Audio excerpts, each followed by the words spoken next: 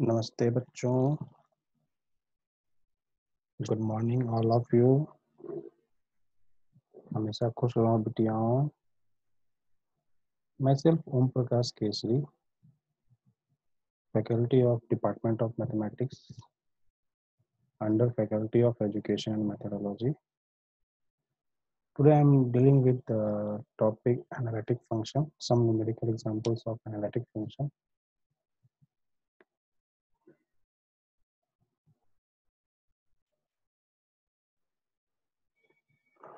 In this lecture, we will deal with some numerical problems, and in my previous class, you already see that I will solve some numerical problem, and if we know the function is analytic,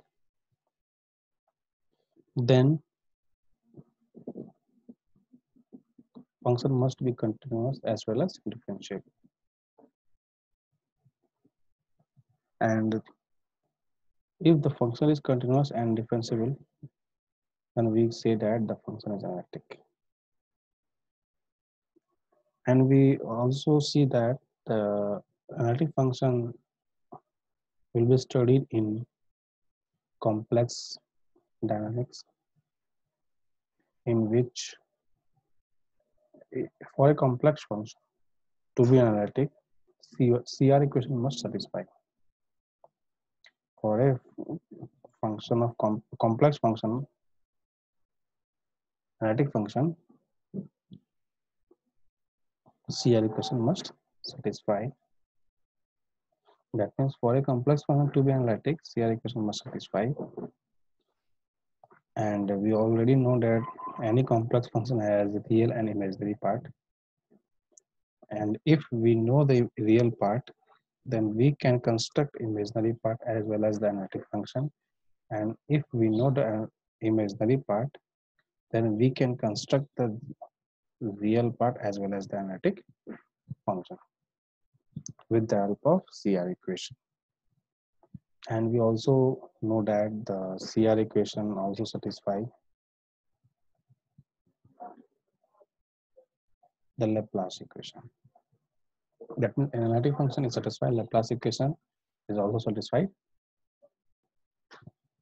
CR equation, and they are orthogonal to each other. They are orthogonal to each other. In this class,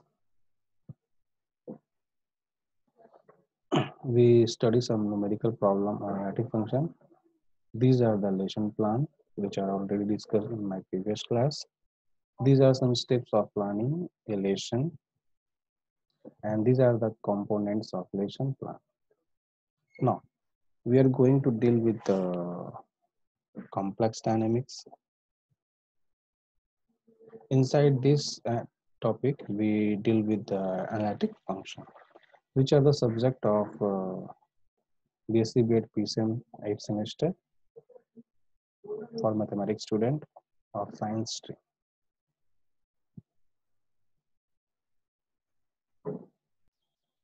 Now, the today's problem is if u equals to given, then we have to find the analytic function u plus iv.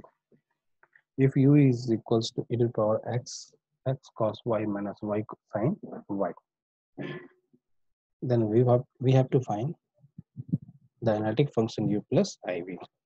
Let fx equals to u plus iv be an analytic function, but given u of xy equals to e to the power x into x cos y minus y sine x.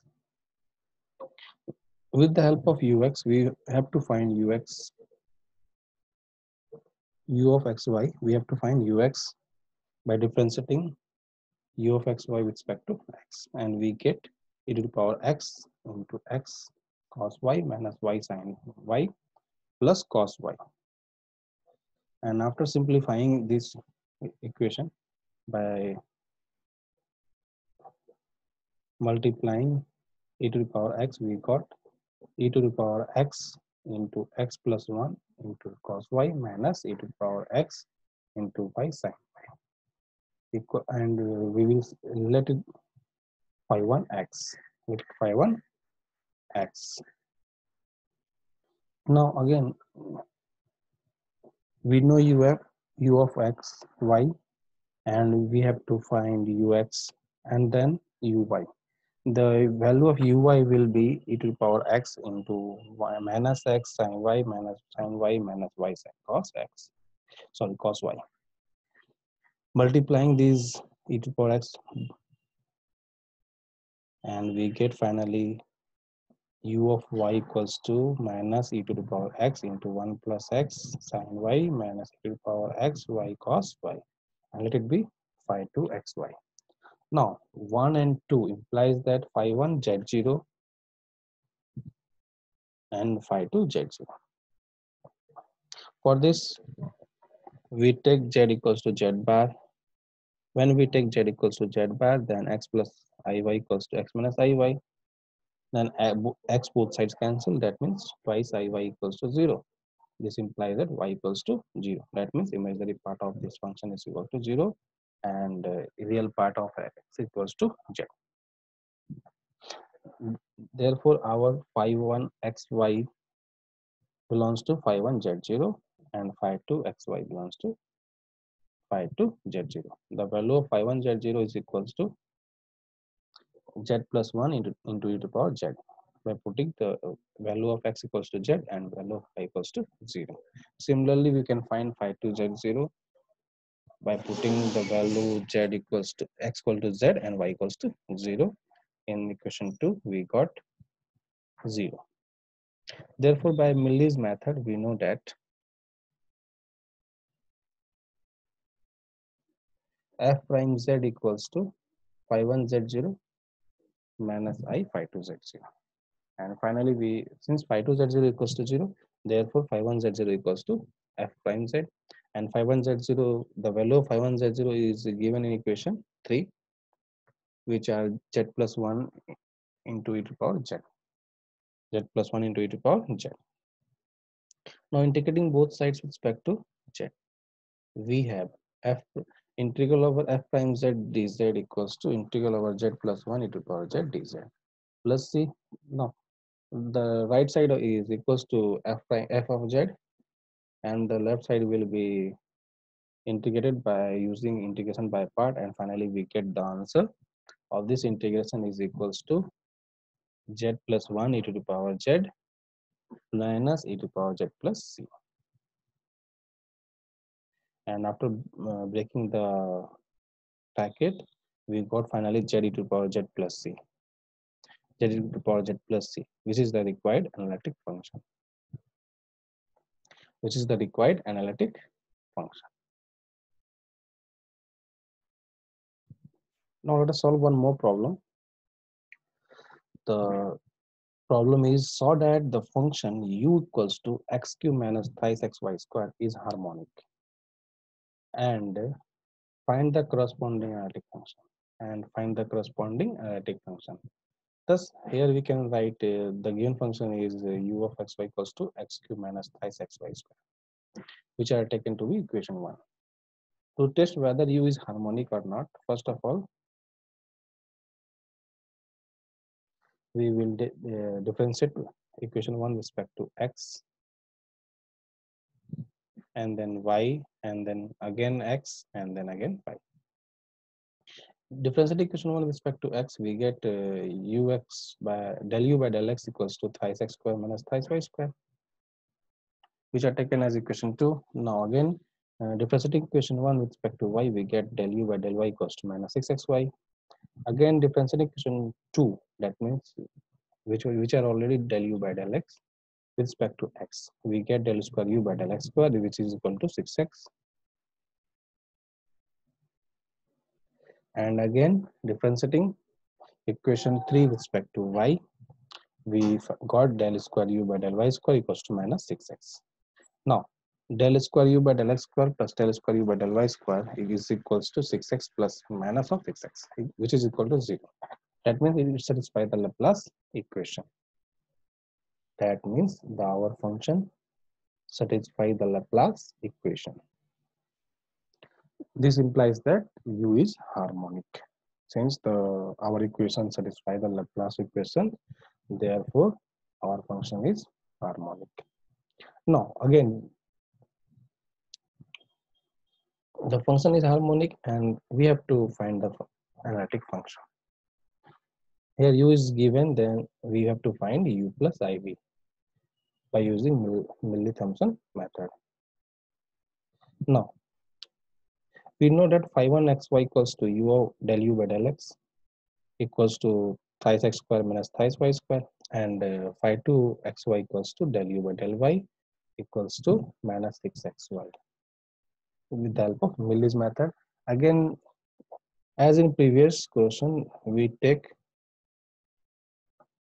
z equals to z bar, therefore x plus iy equals to x minus iy, therefore x cancels both sides, and then we get twice iy equals to 0. Finally implies that y equals to 0. That means we will take x equals to z and y equals to 0 in phi 1 and phi 2, and we get phi 1 z0 equals to thrice z square and phi 2 z0 equals to 0.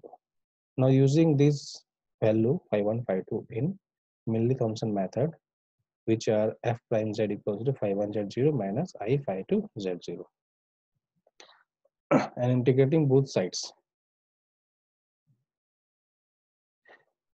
finally we get integral over f prime z dz, which are is equal to f of z, and in the right side thrice z square dz plus c, because phi 2 z0 equals to 0 and phi 1 z0 equals to thrice z square. Finally we get z cube plus c, z cube plus c. This is the required analytic function. Now we are going to solve one more problem. If omega equals to f of z equals to u plus iv and u minus v equals to e to the power x cos y minus sin y, then we have to find the omega in terms of z. Now we know that w equals omega equals to f of z equals to u plus iv, where u and v are function of x and y. Then by definition, which are discussed in the after the Milli-Thomson method, multiplying I both sides, we get I f of z equals to I u minus v, because I u and plus I square v and I square is equal to minus 1. Therefore, we can write I u minus v is equals to minus v plus I u. Now, 1 plus I is equals I into f of z equals to. That means adding these two equations, we get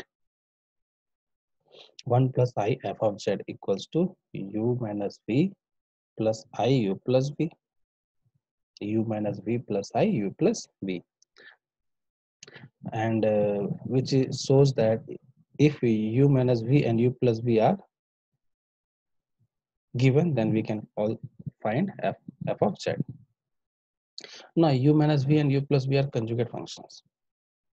U minus v and u plus v are conjugate functions, then we can take u minus v equals to capital U and u plus v equals to capital V.